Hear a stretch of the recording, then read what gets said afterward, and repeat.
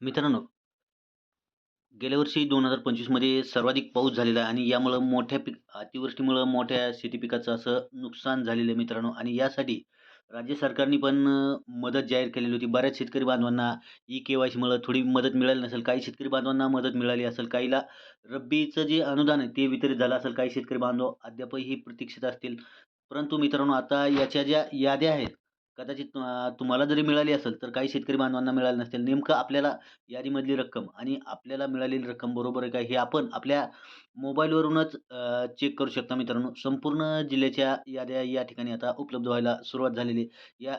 मित्रांनो, कदाचित जर तुम्हाला तुमच्या जिल्ह्याची यादी उपलब्ध नाही झाली, तर थोडं वाट पहा. निश्चितपणे तुमच्या मोबाईलवरूनच तुम्ही ती यादी बघू शकता. नेमकं आपल्याला रक्कम किती मिळालेली आहे आणि शासनाकडून अनुदान जे आहे ते किती मंजूर झालेलं आहे. तर नमस्कार मित्रांनो, स्वागत करतो आपला मित्र मी गणेश जगताप महा अपडेट या यूट्यूब चॅनलवर. मित्रांनो, या चॅनलवर जर नवीन आलेले असाल तर चॅनलला जरूर सबस्क्राईब करा. व्हिडिओ आवडला तर लाईक करा व जास्तीत जास्त माहिती पुढील शेतकरी बांधवांना शेअर करायला पण विसरू नका. तर मित्रांनो, या ठिकाणी सप्टेंबर महिन्यामध्ये जे अतिवृष्टीसारखा पाऊस झालेला आहे आणि शेती पिकाचं जे नुकसान झालेलं आहे, याच्या अनुदानाच्या ज्या याद्या आहेत त्या आता उपलब्ध व्हायला सुरुवात झालेली आहे.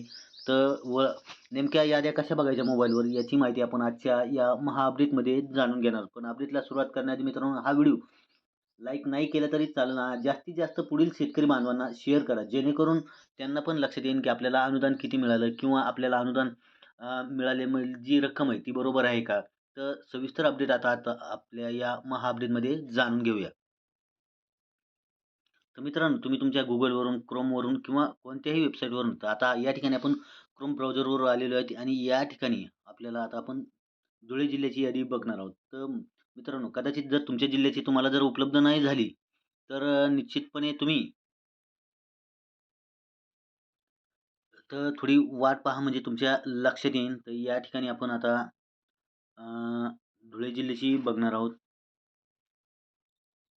तुम्ही तुमच्या जिल्ह्याची बघू शकता. या ठिकाणी सुरुवातीलाच आलेलं आहे. तर या ठिकाणी आपल्याला डेस्कटॉप साईट करू शकता मित्रांनो.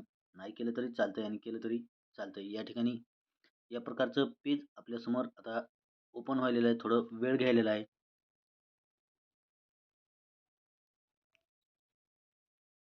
तर या वेबसाईटला टच केल्यानंतर या ठिकाणी पूर्ण आपल्याला धुळे डिस्ट्रिक्टची ओळख झालेली आहे आणि या ठिकाणी आपण खाली बघू शकतो मित्रांनो.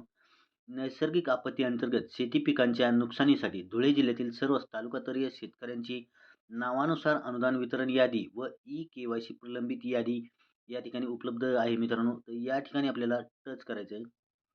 या ठिकाणी टच केल्यानंतर आपण या ठिकाणी बघू शकता की नैसर्गिक आपत्ती अंतर्गत शेती पिकांच्या नुकसानीसाठी धुळे जिल्ह्यातील सर्व तालुकास्तरीय शेतकऱ्यांच्या नावानुसार अनुदान वितरण यादी व ई-के-वाय-सी प्रलंबित यादी या ठिकाणी उपलब्ध झालेली आहे. नैसर्गिक आपत्ती अंतर्गत शेती पिकांच्या नुकसानीसाठी धुळे जिल्ह्यातील सर्व तालुकास्तरीय शेतकऱ्यांच्या नावानुसार याद्या आणि वितरण याद्या व ई-के-वाय-सी प्रलंबित यादी आहे. या ठिकाणी आपल्याला खाली यादी पाहण्यासाठी क्लिक करायचं. यादी पाहण्यासाठी क्लिक केल्यानंतर आपल्याला ओके करायचं. ओके केल्यानंतर आपल्या समोर ज्या याद्या आहेत त्या पूर्णपणे डाउनलोड व्हायलेल्या आहेत मित्रांनो. तर आता या ठिकाणी सन 2025 2 याद्या आहेत.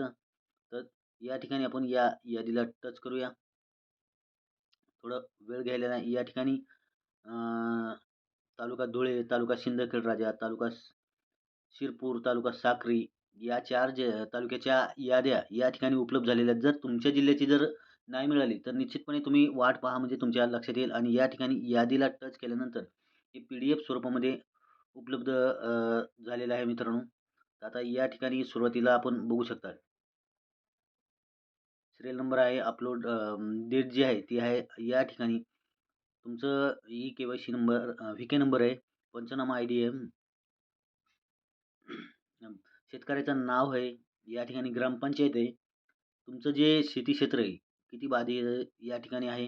गट नंबर आहेत, आधार नंबर, बँक अकाउंट नंबर आपण आपल्या निश्चितपणे चेक करू शकता. आय-एफ-सी कोड आहे आणि जी अमाउंट आहे, तर या ठिकाणी ही अमाउंट उपलब्ध आहे. त्यानंतर मोबाईल नंबर आहे. पुन्हा जर ई-के-वाय-सी पेंडिंग असेल, तर या ठिकाणी असं स्टेटस दिसतं मित्रांनो, की तुम्हाला जर मिळालं नसेल, तर ई-के-वाय-सी पेंडिंग आणि ई-के-वाय-सी कंप्लीट असेल, तर या ठिकाणी पूर्ण माहिती या प्रकारे तुम्ही तुमच्या मोबाईलवरून अशा याद्या बघू शकता आणि निश्चितपणे आपली रक्कमची खात्री करून घेऊ शकता. व्हिडिओ आवडल्यास लाईक करा व जास्तीत जास्त माहिती पुढील शेतकरी बांधवांना शेअर करायला विसरू नका. भेटूया अशाच एका नवीन अपडेटमध्ये. तोपर्यंत धन्यवाद.